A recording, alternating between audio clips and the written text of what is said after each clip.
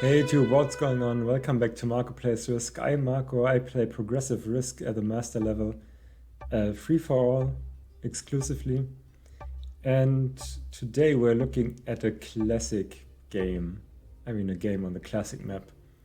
A progressive game on the classic map. That's the thing I wanted to say.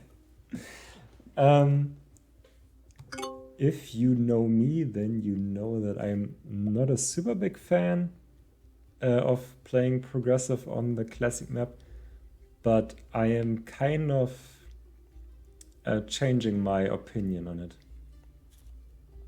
I think it's not as bad as I used to think. And yeah, that's a game that I played like in the last week.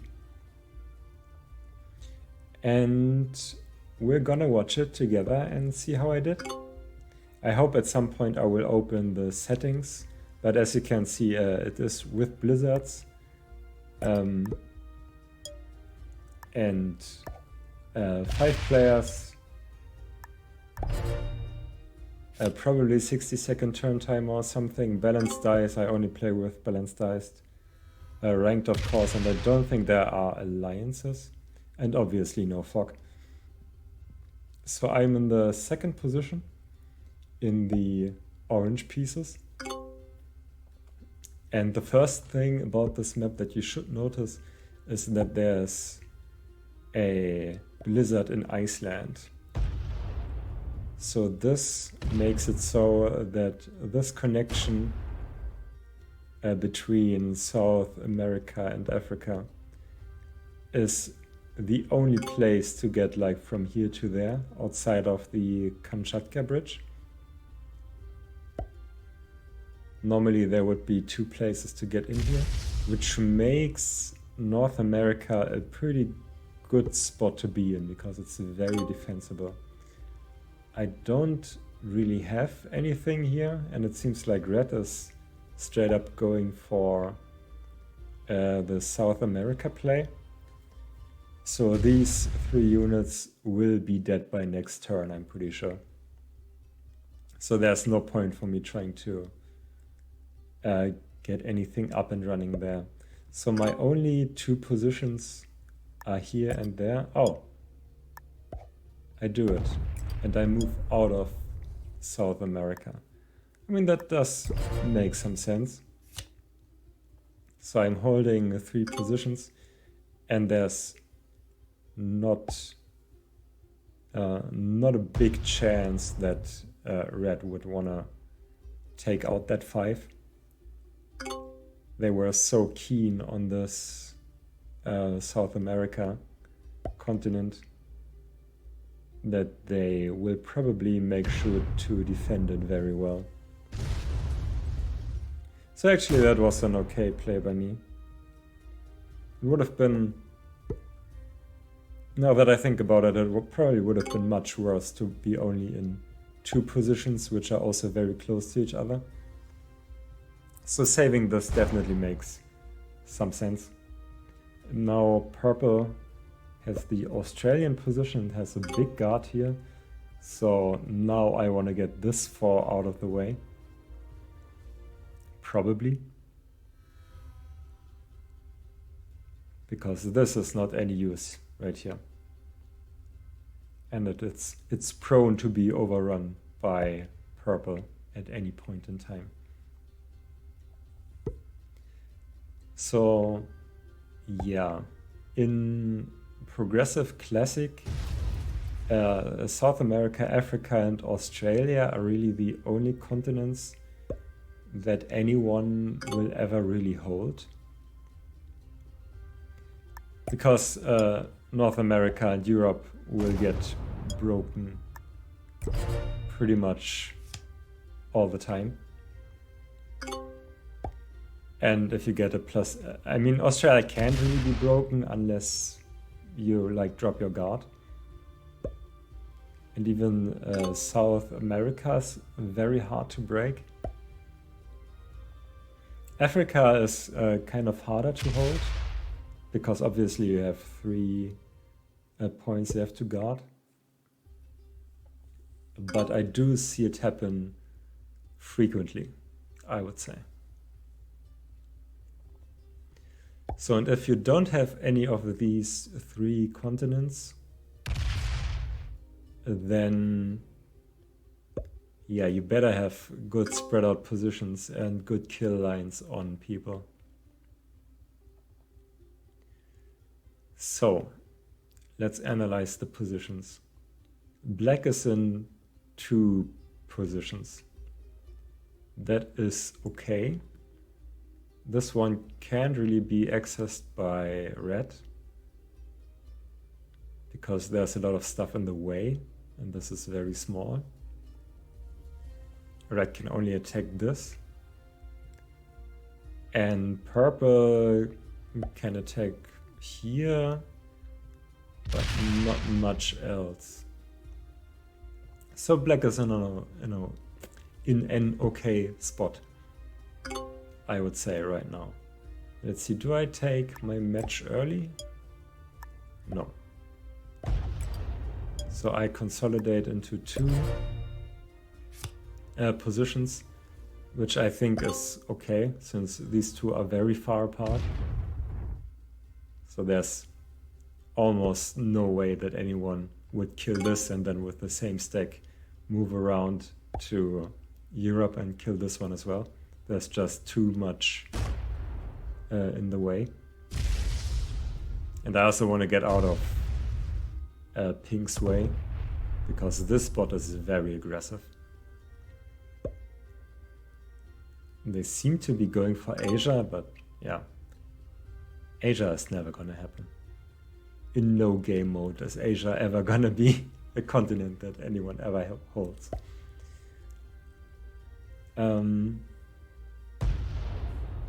So that means the bot is wasting a lot of troops, and all of this is kind of in a contiguous position. So somewhat killable. Red is only in 1 position really. So even though they have this +2, they will not be killable on like the first round of matches, but definitely afterwards. This +2 or +3 from Africa is only really relevant in the early game when no matches have been made yet. But as soon as you get to like the 12, 15, 20 matches, then these bonuses become super relevant very quickly. And red is also not playing this very well. I mean, they want to defend from me, which makes sense. But this stack should never move. Should never have moved in here. You want this mobile in the African position. Because since you have a continent, you will, in the early game, have more units than everyone else. If you look at this, Pink already took the match, which is why they have comparably a lot of units. But Red and Purple, the 2 guys who held a continent for a while now, have the most units by quite a bit. And so that gives you a slight advantage in making kills early on. So you definitely want this to be flexible. This is kind of locked away by me, so there's not much you can do here, but this one should definitely be in Africa. So, and Black and I are kind of in the same spot. We don't hold a continent. I have a Joker, which is very good, so I can get another match on 3, which will help me to make a kill, and I should be aiming for Pink. I want to keep this here, so I have access to this Pink, because Black is now kind of blocking this. So I should put everything here, I guess, and take maybe this red one. I don't want to move away from this position, because these two positions, Ukraine and the Middle East, cut this board in half. So these are two very important positions. Okay, I can also take this and probably move back. Move back. Do it. Yes. And I get another joker. So I could get a match on 3 with 2 jokers, which would be kind of a waste. But if I can get the kill on pink, then it might be worth it. Even though I wouldn't trigger another match. So that's one important thing that you always want to think about. Timier kills is obviously very important, and you want to make it so that you can get another match on the same turn to like replenish the troops that you lost for making the kill. Because when you make a kill and you can make another match on that same turn, then you're actually downing units, and then you might get killed yourself in the following turn. So that's why it often makes sense to wait until your target has 3 or 4 cards, however many you need to trigger another match. So that's why I usually don't match on 3, because then I'd have to kill someone who holds 5 cards to trigger another match. So yeah, let's see what happens. Purple is spreading out, which is pretty smart. Purple has now 4 positions even. Australia, Africa, Europe, and North America. Very much distance in between everything there. Now he's even kind of blocking this stack in here. So if I would want to kill pink, I can only use this stack to kill these positions, and then I'd have to use this for everything else, which makes it kind of awkward. So I don't think we will see me taking the match right there, because I cannot trigger another match no matter who I kill.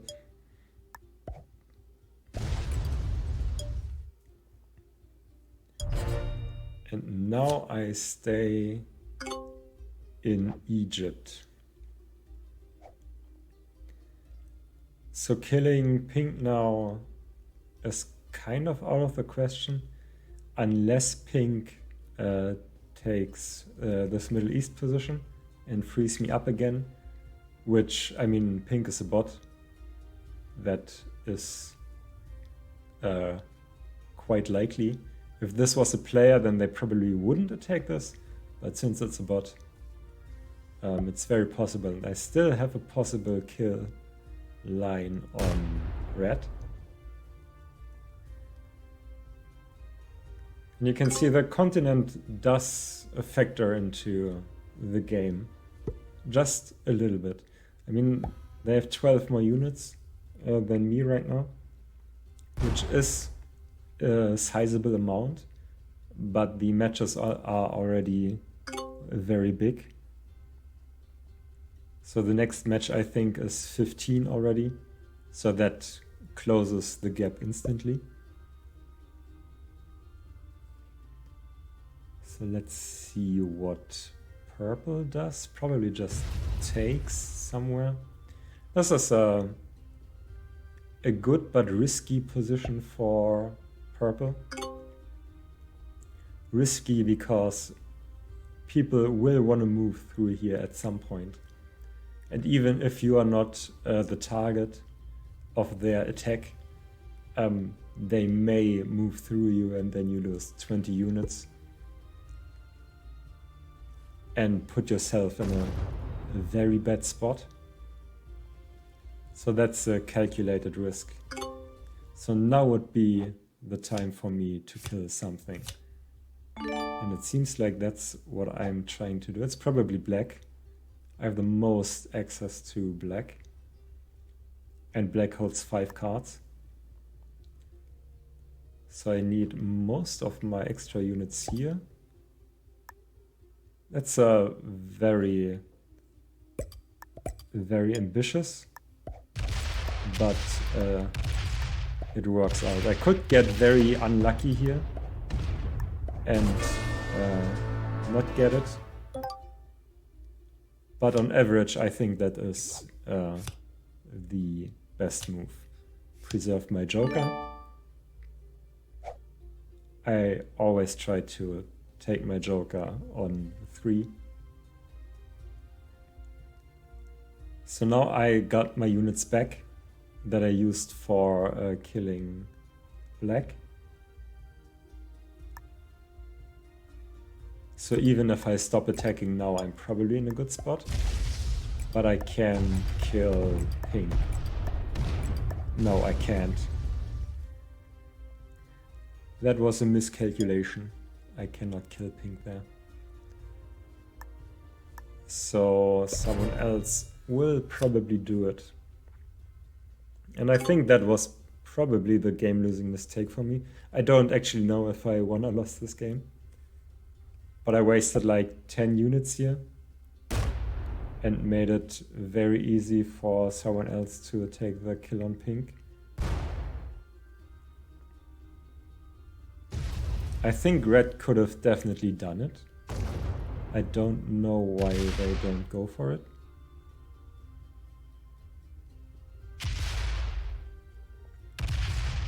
Or maybe they do. Okay, I spoke too soon. They go for the kill on pink. So now you have to move there and use your 6. Correct.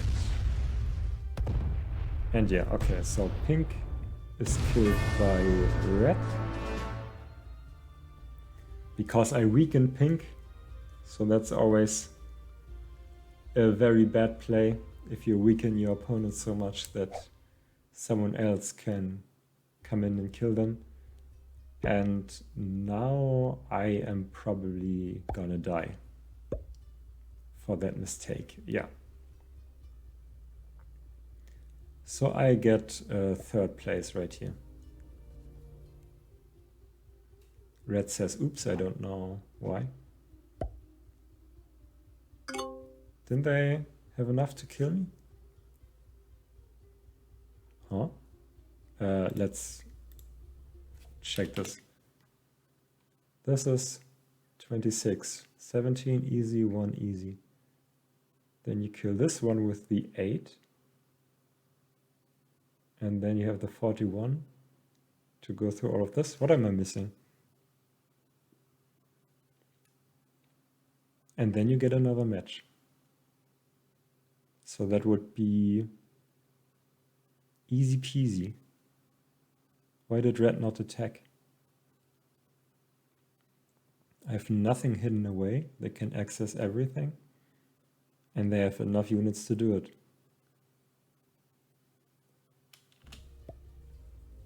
They say oops, like they missed something. Maybe they were thinking about purple.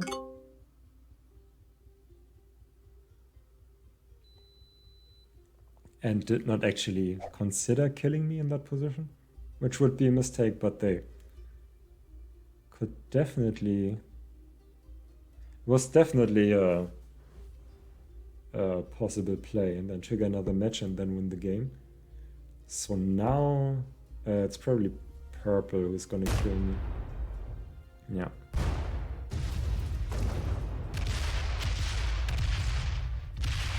If I hadn't attacked pink there, I think I was in a pretty good spot.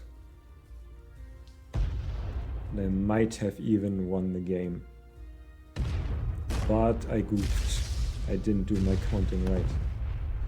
But now it looks like purple wins. Yeah, seems to be an easy win for purple from this position. They get another match. And then they just take everything, yeah. Maybe not quite everything this turn,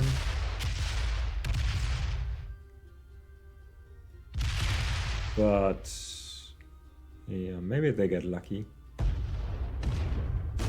Take everything there. 21 on 21. That was like a 50-50. So they could have won there. Red gets one more turn and one more match. Okay.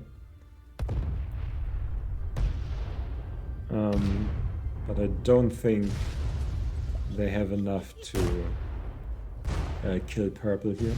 And it seems like purple has another match. So let's see. Red has 52. And there's still an 8 in the way.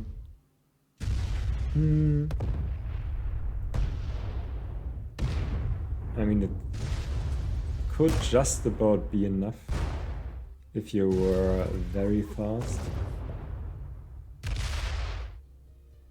But yeah, you'd have to get the luckiest rolls anyone has ever rolled.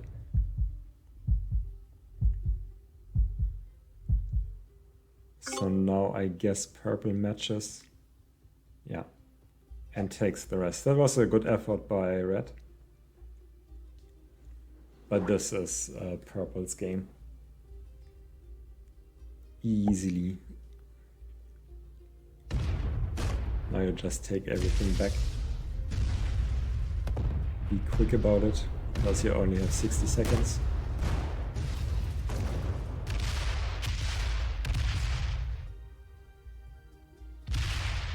Quickly.